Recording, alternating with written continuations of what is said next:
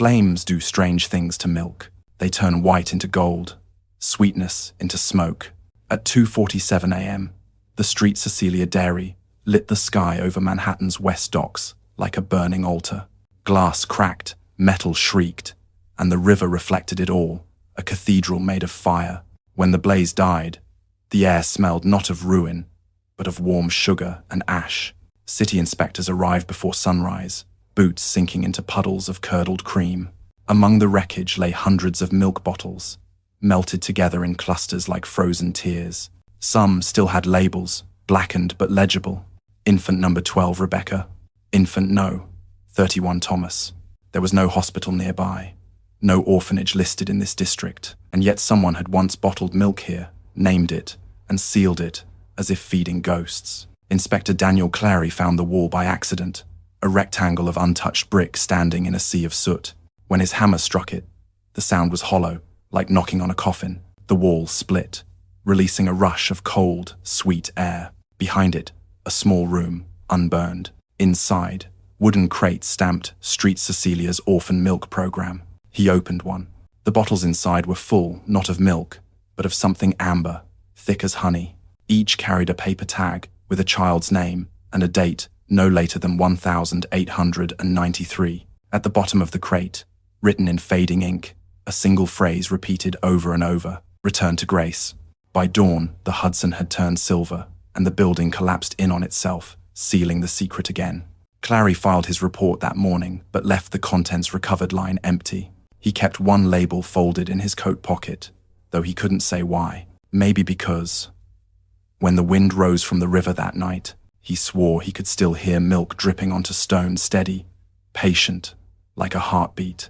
If stories like this make you wonder what history buried beneath its own foundations, stay with me. And before we go deeper, tell me in the comments, would you have opened that room, or would you have left those bottles sealed? The records room of the Department of Welfare always smelled like damp cardboard and ink. Days after the fire, Anna Morrell sat beneath a flickering gas lamp, tracing the outline of the orphanage's name on the charred bottle label that Inspector Clary had sent her. She was used to contradictions buried in paperwork, children listed twice, homes that didn't exist, but this one was different. Street Cecilia's orphan milk program was nowhere to be found. No permit, no registry, not even a note of demolition. It was as if the institution had never existed. And yet the dairy that burned had been paying church taxes for 20 years. Anna turned another page in the ledger and found an odd notation in a delivery manifest. Special account, Parish 43. Parish 43 was a dead number.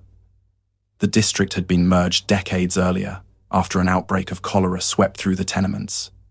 Officially, every building on that block had been condemned. That evening she walked to the West Docks, where the warehouse ruins still steamed beneath the snow. Behind the police cordon, the river wind pushed through the blackened frames of windows like sighs. She noted the alignment of the foundation, the arc of soot rising up the wall patterns that spoke of controlled burning. Not accident. A priest watched her from across the street, his coat collar pulled high. When she approached, he turned to leave, but she called out, asking if he knew who had run the orphanage. The man paused just long enough for her to see his hands trembling as he lit a cigarette. Not an orphanage, he said softly. A trial. Then he walked into the mist. The word followed her home. A trial. That night, Anna pored over city archives, tracing every address associated with the Dairy Cooperative. One entry stood out, a building listed as Nutritional Distribution Center, 1891, owned by the Diocese of Street Cecilia. The adjacent column marked its function simply as charitable facility. Photographs from that period showed smiling nuns carrying metal cans through narrow streets, children clutching the hems of their skirts. Yet in every image the background was the same brick facade that now lay in ashes. Anna pinned the photos to her wall. She drew lines connecting names, dates, delivery routes. The pattern curved toward a single location on the city map, the old parish schoolhouse on Bleecker Pier, shuttered since the epidemic. If Street Cecilia's had been a refuge, why erase it from the books? And if it wasn't, what had those bottles truly contained? The next morning, she found her answer sealed in a file stamped, closed by order of the Health Board, 1893. Inside was one page, brittle and faint. All residents transferred. Nutritional studies discontinued. But there were no signatures, no list of children, just the embossed mark of the church. The old parish on Bleecker Pier leaned toward the river, as if exhausted by its own weight. Ivy crawled across the stained bricks, its windows boarded, its bell tower silent. Anna stood before the chained doors in the grey light of morning, her breath rising like fog. The church had been condemned after the epidemic, but the iron lock on the door was polished, recently oiled.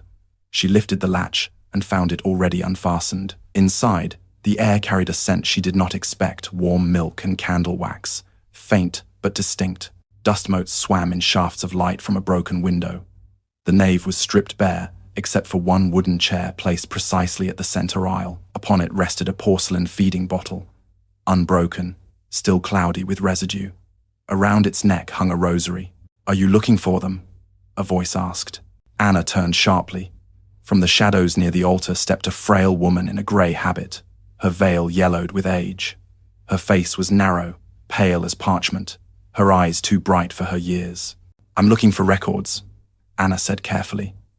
"Children who were here before the closure." The woman smiled faintly. "Records burn faster than souls. Which one do you wish to find?" "All of them," Anna replied. The nun nodded as if this were expected.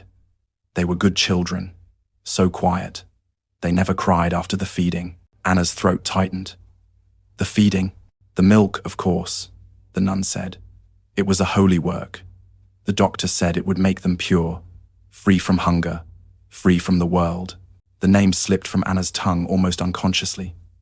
"Dr. Reinhardt," the nun's expression flickered. "He promised us redemption through nourishment, that what we took into the body could cleanse the soul. It was his gift to the abandoned."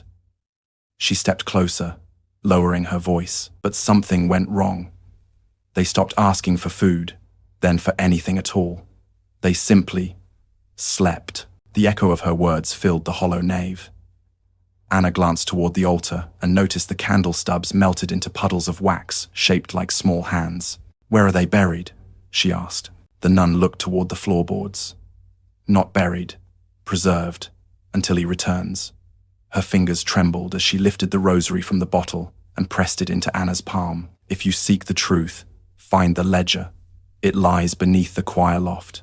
When Anna turned to thank her, the nun had already walked down the aisle and disappeared through a side door. She followed, but the corridor beyond was empty, just rows of decaying hymnals and a narrow stairwell leading down into darkness.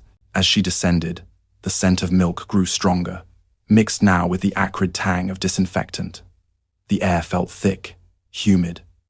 At the bottom, she found a locked iron gate. Behind it, faint light shimmered on what looked like shelves of glass. Bottles, hundreds of them, each glowed faintly in the dark, as though lit from within. Anna stood before the iron gate, her lantern trembling in her hand. The glow from the shelves beyond painted the walls in shifting amber. She found a key hanging beside a rusted crucifix on the wall, a key so old that its teeth were worn smooth. It fit the lock perfectly. The gate opened with a sigh. The bottles inside were arranged by date, each row marked with a brass plate. Batch 1, Batch 3, Batch 3. Dust layered their corks, yet the liquid within shimmered faintly, as if stirred by unseen breath. The labels carried children's names written in graceful, identical script. Beneath each name was a fraction, 1/2, 1/3, 1/4, like mathematical divisions. On the far table lay a ledger bound in black leather, its corners eaten by mildew. Anna opened it carefully. The ink had faded, but the format was unmistakable. Columns of date, subject, intake, response. She turned a page and began to read. The 10th of February, 1892. Infant #27. Increased dosage by 10%. No reaction. March 4. Subject ceased crying during feeding. Pulse steady. Eyes unresponsive. April 2, declared. Return to grace. Stored accordingly. There were hundreds of entries, each line colder than the last. None mentioned adoption, discharge, or death. Every name ended with the same phrase, return to grace. The handwriting changed midway through the book. The earlier entries were neat, methodical. Later ones grew erratic, almost frantic. The ink smeared as if written in haste. "We must stop. They are not feeding, they are consuming something else." The final line filled the entire page. "Grace's hunger." Anna's hands shook as she turned another sheet. A slip of paper fell out, an inventory form stamped with the city's public health seal. The signature line was blank, but the witness name was clear. Sister Madeline. She felt the ledger's weight differently now, as if the leather itself held heat. Every bottle, every entry, spoke of a system built not on charity, but experiment. She moved deeper into the storage room. A thick pipe ran along the ceiling, ending in a valve-marked feeding line. Beneath it sat a cradle-like apparatus of metal and leather straps. A small funnel led upward into the pipe. Anna touched it with gloved fingers. It was warm. Above her, something groaned. Dust fell from the ceiling. She extinguished her lantern and listened. The sound wasn't wind or pipes. Expanding, it was rhythmic, measured. A heartbeat. She turned toward the shelves. The liquid in the bottles quivered, then stilled. She stepped back, clutching the ledger. When she looked again, one bottle on the nearest shelf had changed color. What was once amber had turned pale white, like fresh milk. The tag on its neck bore no name, only today's date. Anna closed the gate behind her and fled the stairwell, the echo of that soft, wet heartbeat following her up every step. Morning light slid across Anna's desk as she spread maps of the lower Manhattan district. The paper smelled of mildew and smoke, edges brittle from years of neglect. She traced the coordinates of Street Cecilia's orphan milk program with a pencil, following the grid of city blueprints toward the docks. The line didn't end at the warehouse ruins. It continued beneath them, through a network of service tunnels once used for gas and water. And deeper still, another system appeared in older maps, drawn in red ink. The nutritional distribution lines, 1,889. Her pulse quickened. The so-called feeding line she had seen in the crypt wasn't an isolated mechanism. It was part of an entire underground lattice that ran below the city. Anna took her lantern and descended through a manhole near the river's edge, her boots scraping the damp ladder rungs. The smell of rust and decay grew thicker with every step. When she reached the bottom, she found herself in a long corridor of stone, the walls sweating condensation. Milk-white fungus clung to the bricks like frost. The tunnel extended in both directions. Along its spine ran iron pipes marked with faded stencils. Property of Street Cecilia Parish. At intervals, small bronze plaques identified connection points. Distribution. Point 3. Orphan sector. Anna followed the pipe toward a faint hum. The deeper she went, the more the air pulsed with vibration, as if something large was breathing nearby. Her lantern's flame fluttered. The floor sloped downward into a chamber filled with puddles that reflected the trembling light. In the center of the chamber stood a rusted pump still humming faintly, powered by some forgotten source. The pipe leading from it split into dozens of smaller tubes that disappeared into the walls. Around the base, old glass jars lay scattered, their labels faded but recognizable. She lifted one. Infant #63 transfer complete. The jars were dry, their contents evaporated long ago, yet a faint residue remained chalky and pearlescent. She touched it with a cloth and found it oily, like cream that refused to spoil. In the distance, water dripped rhythmically. It sounded almost like a lullaby with a missing rhythm. The same pattern she remembered from the church, the steady heartbeat of the bottles. As she turned to leave, she noticed a faint shape on the far wall, a mural painted in soot and lye, half washed away. It showed a woman holding a child, both rendered without faces. Beneath them were words in Latin. Lac est anima. The milk is the soul. Her breath caught. It wasn't a slogan. It was doctrine. The tunnels weren't built for transport or storage. They were built for preservation. The feeding didn't stop at the orphanage. It reached the streets, perhaps even into homes, carried through the city's veins. A rustle echoed behind her. She turned sharply, the lantern swinging light across the passage. For an instant, she saw footprints in the wet dust, small, bare, freshly made. Then the light faltered, and the tunnel fell silent again. Anna climbed back toward daylight, the map clutched tight in her fist. The city above her continued its morning routine, carts rolling, church bells ringing, while below, its forgotten arteries still pulsed softly with the rhythm of something that had never truly died. The Public Health Archive stood 3 blocks from City Hall, a silent fortress of limestone and brass. Anna had visited its halls countless times in her career, but never under a name borrowed from someone else. She signed the visitor ledger as Annette Moore, researcher, slipped the forged identification into her coat, and stepped into the records vault. The clerk on duty barely looked up. The smell of ammonia clung to everything. Preservation came at the cost of air. She requested access to the Reinhardt files, 1890 to 1900, a collection thought lost in the flood of '09. The clerk frowned. "You're the second one this month to ask for that," he said. "Who was the first?" He shrugged. "Some priest. Never left a name." Anna was led into a narrow room where shelves leaned like tired soldiers. The boxes were numbered but unlabeled, each coated in fine dust. She pulled down the 4th box on the second shelf and opened it carefully. Inside lay medical notebooks bound in grey cloth, their edges crumbling, and a photograph. A man in spectacles, gaunt, standing beside a cradle draped in linen. Behind him, on a blackboard, chalk letters spelled Nutritional Transference Trial, Phase 3. She flipped through the first notebook. Reinhardt's handwriting was elegant at first, looping in confident strokes. Objective: to test whether sustenance may carry not merely nourishment, but essence, memory, temperament, will, theory. The infant mind, unformed and receptive, may retain impressions beyond physical means when given the right medium. The next pages described mixtures ratios of protein and sugar, altered by exposure to harmonic prayer. Anna's breath caught as she read the last line of an early entry. If the vessel is pure enough, it may become permanent. The entries grew darker. April 14.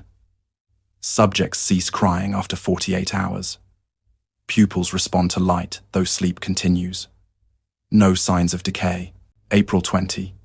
Liquid retains warmth beyond expected cooling period. Observation: feeding substance may act as conduit for remaining vitality.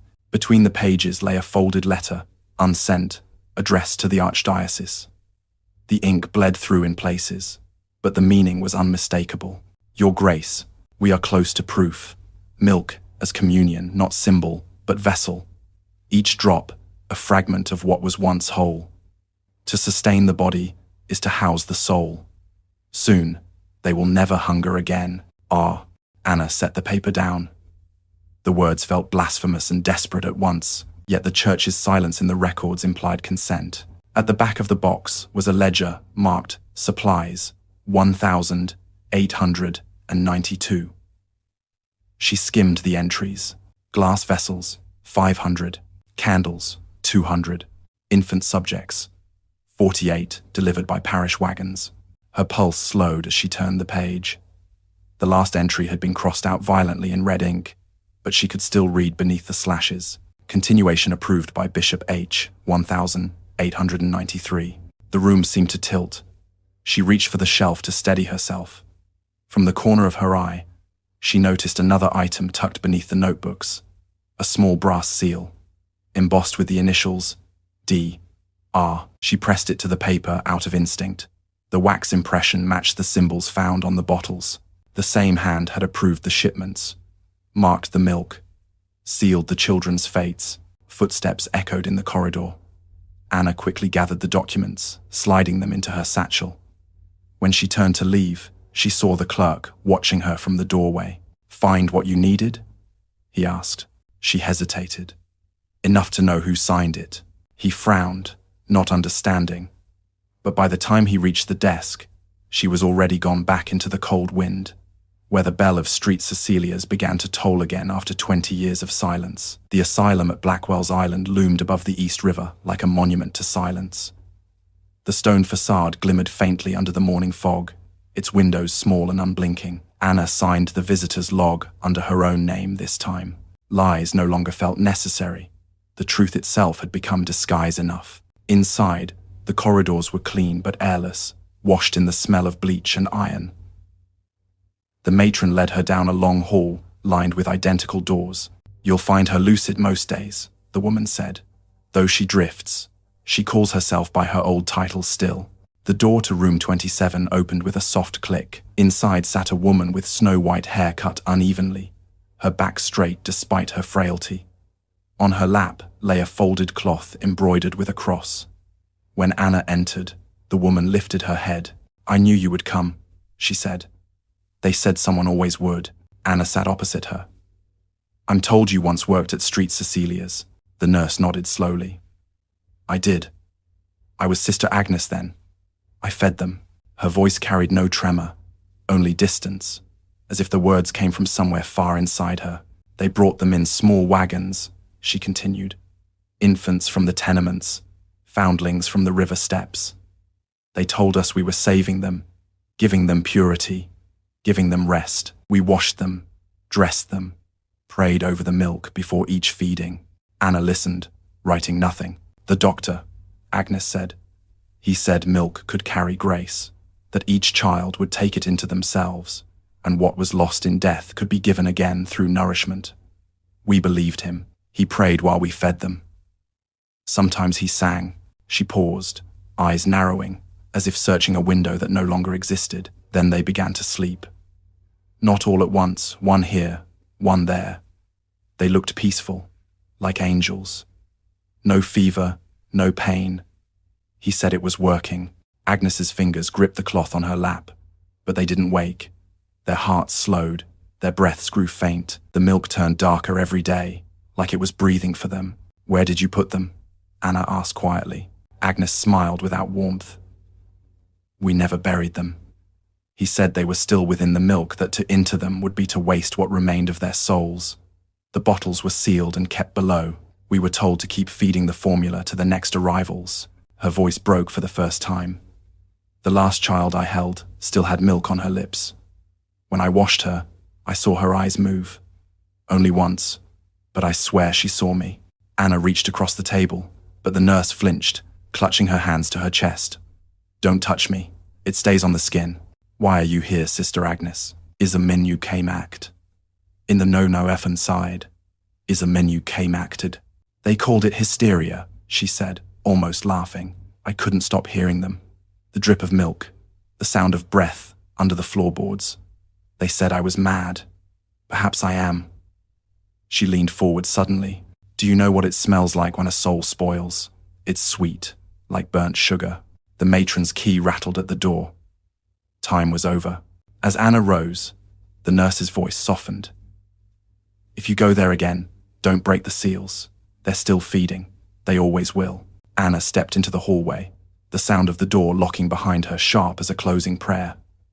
Outside, the river carried the wind of the coming storm, and the city smelled faintly of milk again. Snow fell in slow spirals outside Anna's window, dissolving against the glass before it could settle. The city looked blurred and soundless, as though draped in gauze. On her desk stood a single bottle, wrapped in cloth, the one she had taken from the orphanage cellar. She had chosen it carefully, the smallest she could find, its tag half burned but still legible.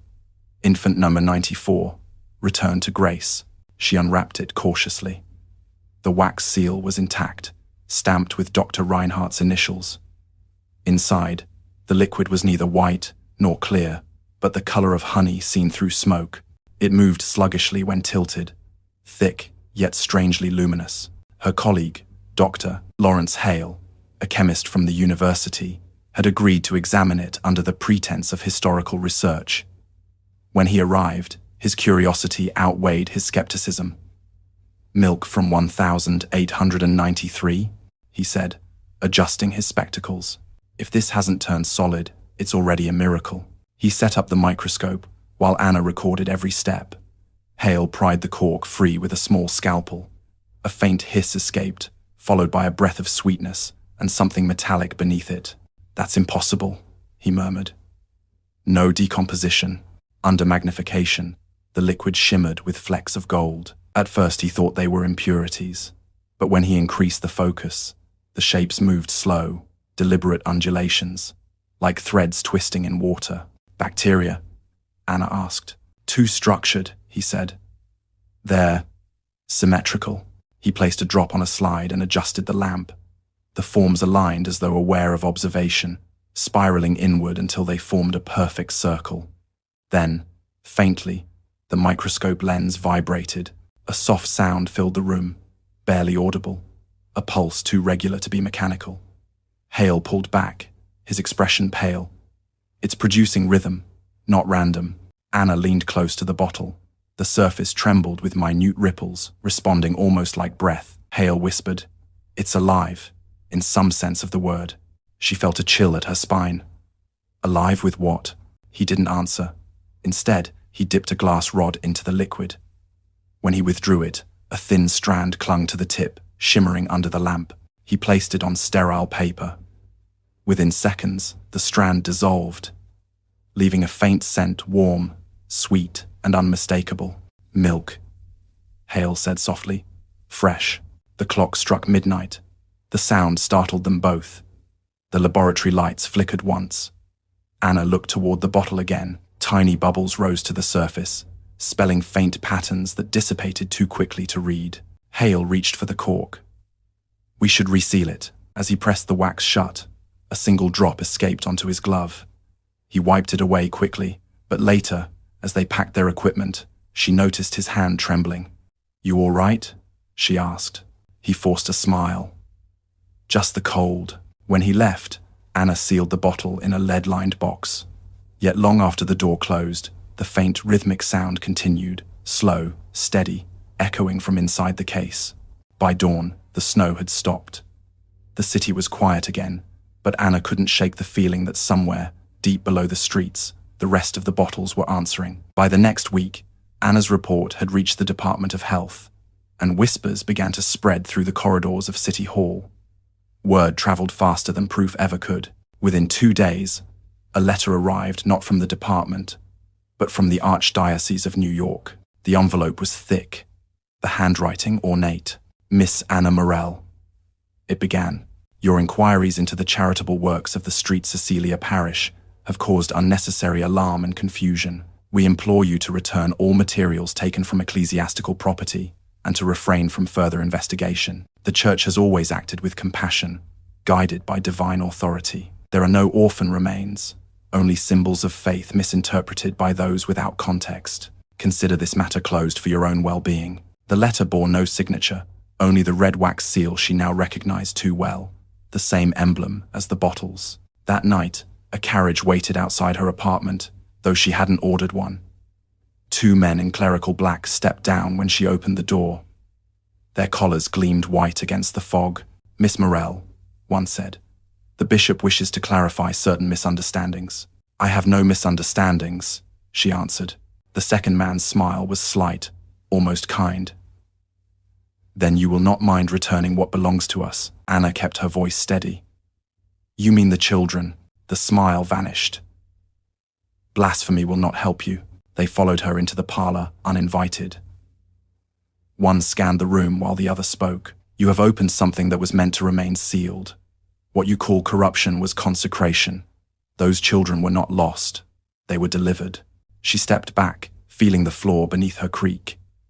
"Delivered where?" The man's gaze hardened.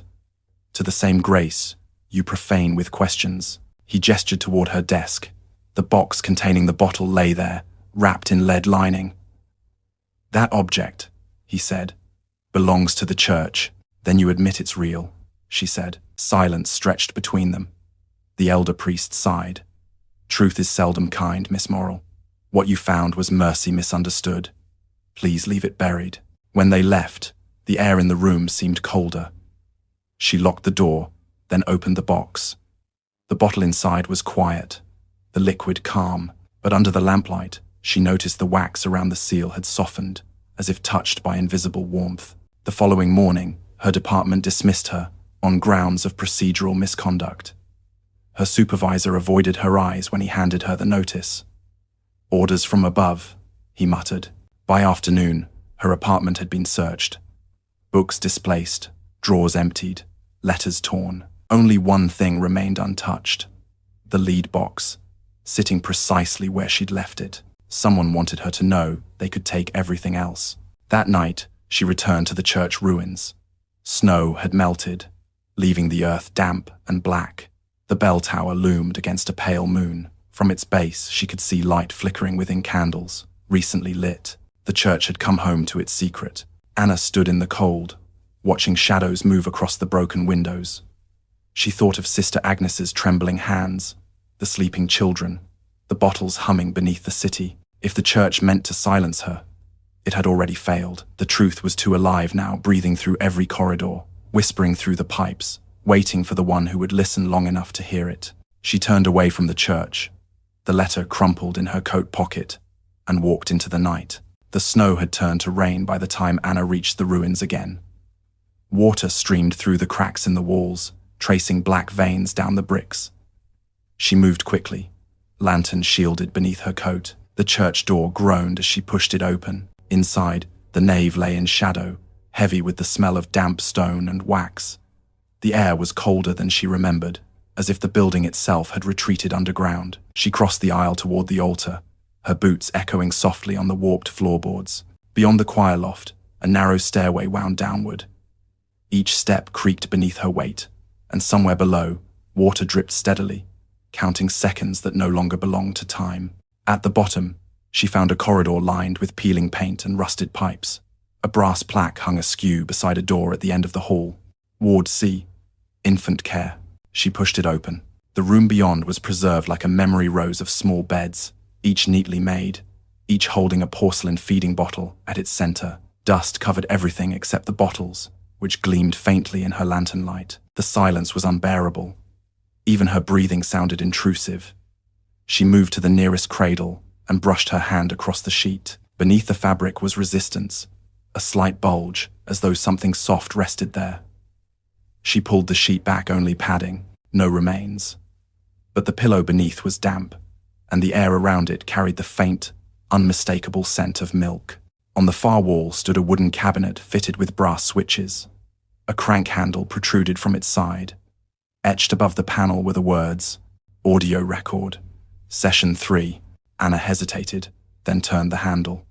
The mechanism groaned, gears clicking into motion. Static filled the air, a dry crackle like paper tearing. Then, beneath it, a voicemail. Calm, precise. Subject 9, administered double ration. Pulse steady.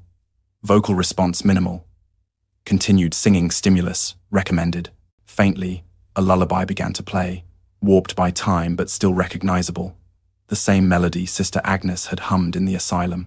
Subject, 10 ceased movement. Declared, returned, a pause. Then the voice again, slower, unsteady. They are learning silence faster than speech. The vessels persist. The substance continues to replicate. God forgive us if it works. The cylinder spun until the voice dissolved into static. Anna turned toward the cradles. The air felt heavier now, thick with unseen weight. She realized the bottles were not identical. After all, each had faint scratches along the glass, small parallel lines. At first, she thought them accidental.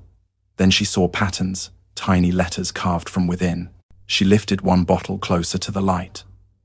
The scratches formed a word, hunger. Another bottle bore mother. A third, stay. Her throat tightened. The lantern flickered. Somewhere behind her, something shifted, a faint creak, a sigh of air displaced. She turned, expecting to see wind through a crack, but the door stood closed. The room's temperature dropped suddenly, the glass fogged with condensation. From the phonograph, the lullaby began again on its own, winding backward, slower, lower. The bottles on the cradles vibrated softly, their contents shimmering like disturbed water. Anna took a step back, clutching her lantern. "You're not gone," she whispered. The sound stopped. She stood in silence, waiting, the echo of the last note lingering in the dark. Then, from the far end of the room, one cradle gave a single, hollow creak, as if rocked by a gentle hand. When the movement stopped, Anna stayed still for a long time, her lantern trembling in her grip. The lullaby had fallen quiet, leaving only the dripping of water from the ceiling. She could smell the oil from the phonograph, the faint sweetness of dust, and something else, fresh chemicals, sharp like silver nitrate. On the cabinet, near the recording device, lay a box marked Archive, Visual Record. Inside were glass plates wrapped in black paper, their corners numbered by hand. She lifted one carefully. The emulsion was dark, but faint outlines glimmered when caught by the lantern-light shapes of a room, much like the one she stood in. A portable camera stood nearby on a tripod. Its bellows collapsed and covered in soot. She turned the crank. It moved freely, not rusted. The last photograph taken here might still be within its chamber. She removed the plate from the camera and held it up.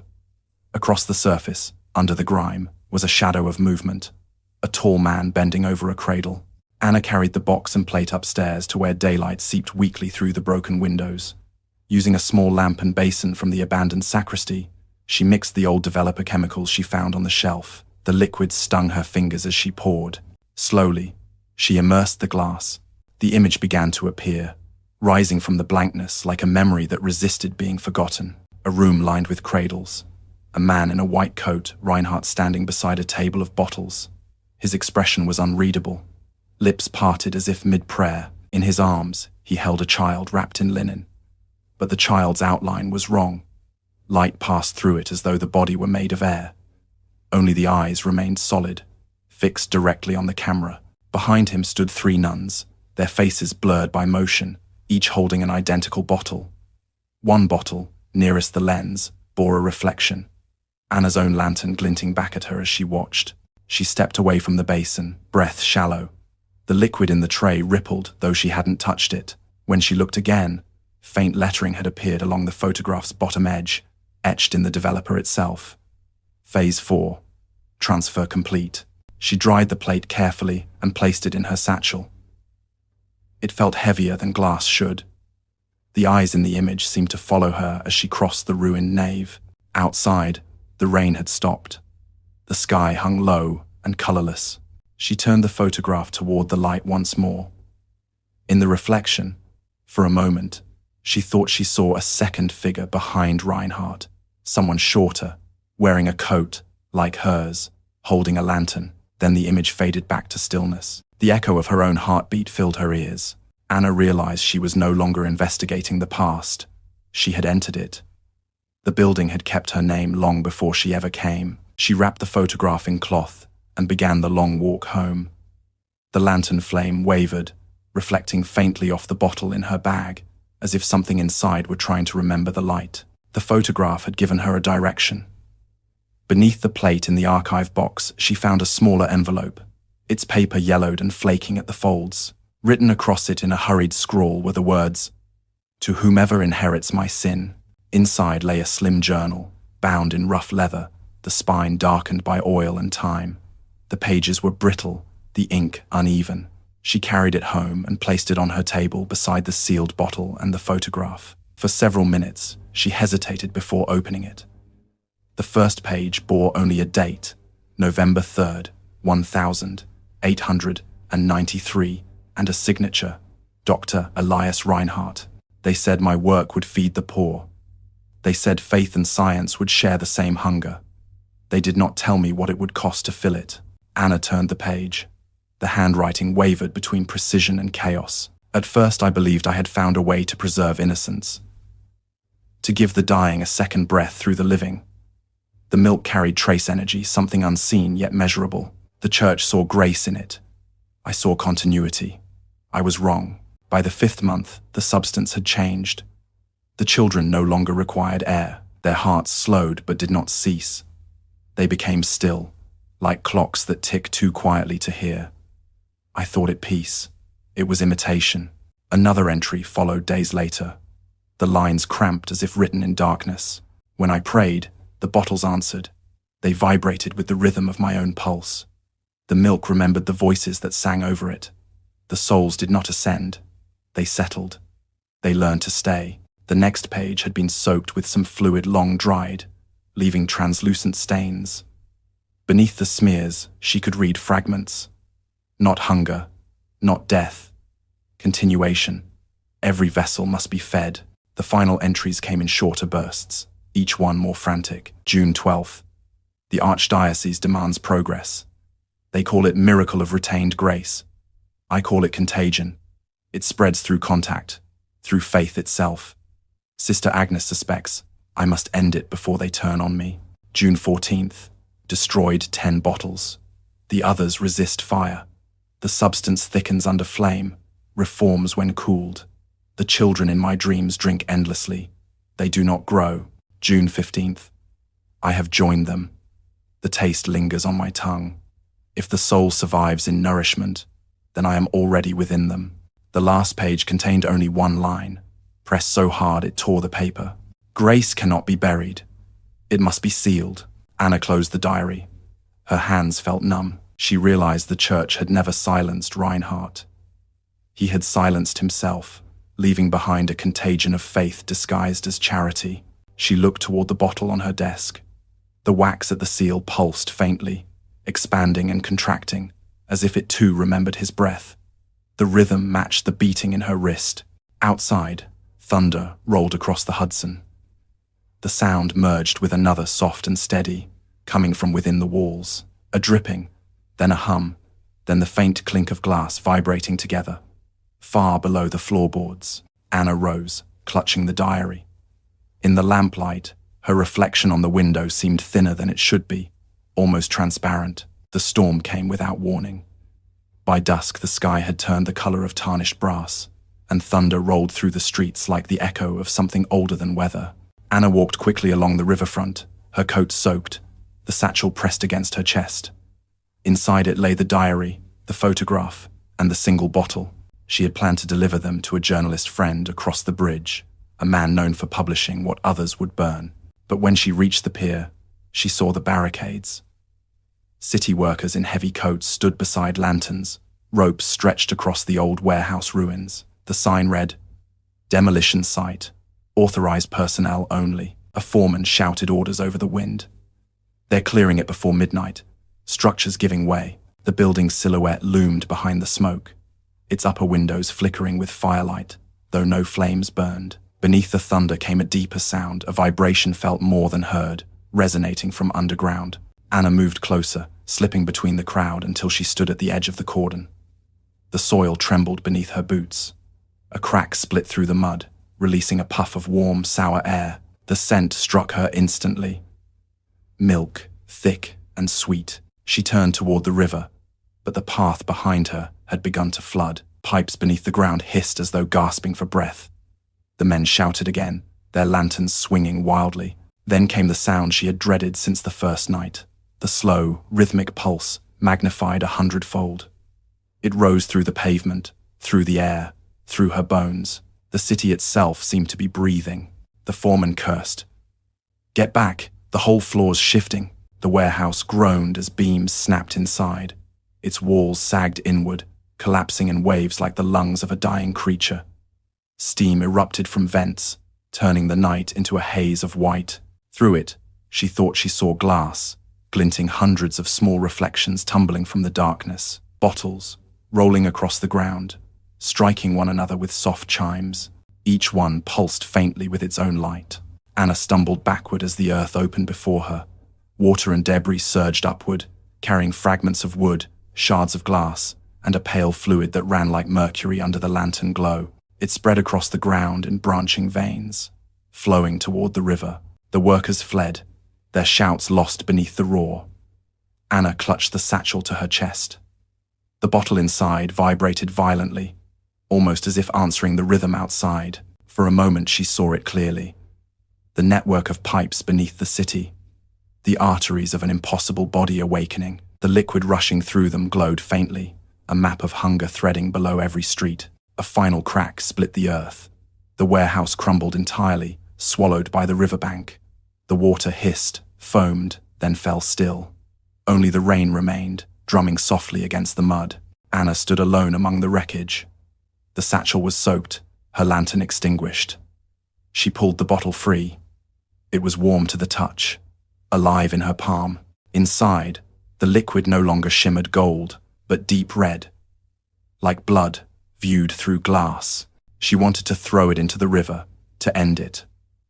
But as she raised her arm, she felt the faintest pulse against her fingers, steady, small, unmistakably human. Her grip faltered. From far down, the river came the echo of church bells, ringing though the towers stood empty. Each toll matched the rhythm of the pulse in her hand. Then the bottle fell silent. More than a century later, the city had forgotten the flood, the fire, and the smell of spoiled sweetness that once clung to its riverbanks. The street Cecilia site had long been redeveloped, first into a tenement, then a factory, and finally a quiet museum annex. No one visited except school groups and tourists lost between exhibits. In the corner of the New York Historical Archive of Urban Faith, behind glass and polite disinterest, sat a single object, labeled Specimen, 1,890 seconds, orphan feeding bottle. Street, Cecilia, Parish. The card beneath read, recovered from fire debris. Hudson District. Believed to symbolize charity during the cholera years. Contents: coagulated residue of unknown origin. Donated anonymously. 1,953. The bottle rested upright on a square of velvet, its wax seal cracked with age. Under the museum lights, the residue inside appeared golden, almost beautiful. Most visitors passed it without a glance. Some lingered long enough to take a photo, never noticing how the reflection blurred their faces in the glass. That evening, when the museum closed, the last to leave was an intern named Margaret, 23, studying restoration, fond of silent rooms. She liked to stay late, cataloguing the artifacts no one else cared about. She paused before the bottle. The air near the display always felt slightly warmer, a detail she'd mentioned once to her supervisor. He'd laughed, calling it the ghost of fermentation. Margaret leaned closer, reading the card again. Unknown origin, she murmured. You'd think someone would have tested it by now. She checked the case temperature. 21 degrees Celsius, stable.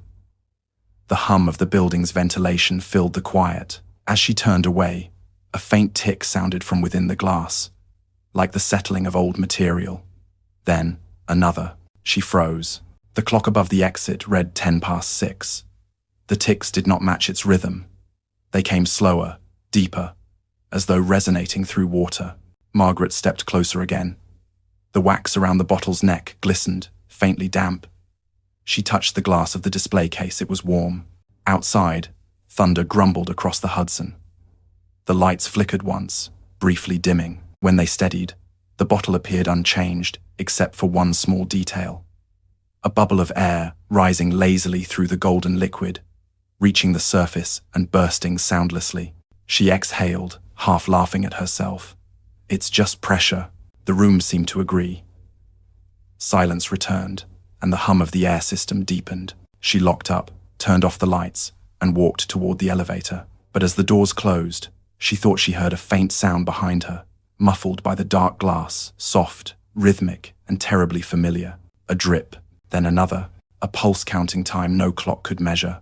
The night guard arrived just before midnight, as he always did. His name was Harris, a man who preferred silence to company, and who claimed he'd taken the job because history never moves after dark. He made his rounds with a small flashlight and a thermos of coffee, humming tunelessly to keep himself awake.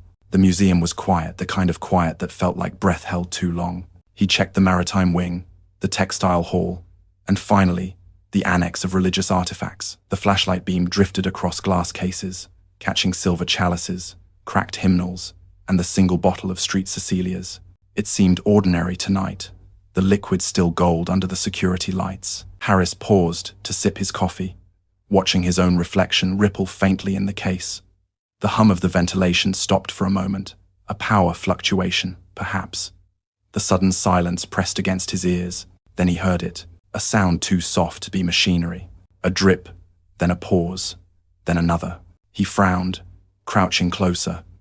The drip became a beat, slow and deliberate, like the rhythm of a heart through thick walls. He reached for the case handle, hesitated, then shook his head. "Not my business," he muttered. As he turned to go, the emergency lights flickered. The reflection in the glass didn't follow his movement. He froze.